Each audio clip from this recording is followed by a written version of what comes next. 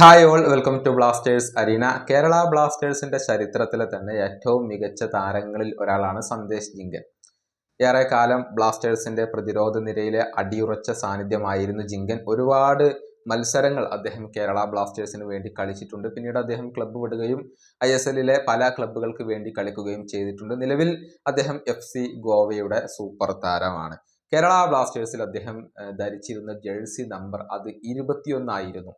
ഇപ്പോൾ കേരള ബ്ലാസ്റ്റേഴ്സ് പുതിയതായി കൊണ്ട് ടീമിലേക്ക് കൊണ്ടുവന്ന ഒരു സെന്റർ ബാക്ക് ഉണ്ട്, വികാസ് യുംനാം. അദ്ദേഹം ഈ ഒരു ജേഴ്സിയാണ് ധരിക്കുന്നത്. സന്ദേശ് ജിങ്കൻ അണിഞ്ഞ അതേ 21 നമ്പർ ജേഴ്സിയാണ് ഇനി കേരള ബ്ലാസ്റ്റേഴ്സിന്റെ പ്രതിരോധ നിരയിലെ താരമായ വികാസ് യുംനാം അണിയുക. സന്ദേശ് ജിങ്കന്റെ പിൻഗാമിയാവുക എന്ന ഒരു ലക്ഷ്യത്തോടു കൂടിയാണ് അദ്ദേഹം ഇപ്പോൾ കളിക്കളത്തിൽ ഉള്ളത് എന്ന് തന്നെ പറയേണ്ടി വരും.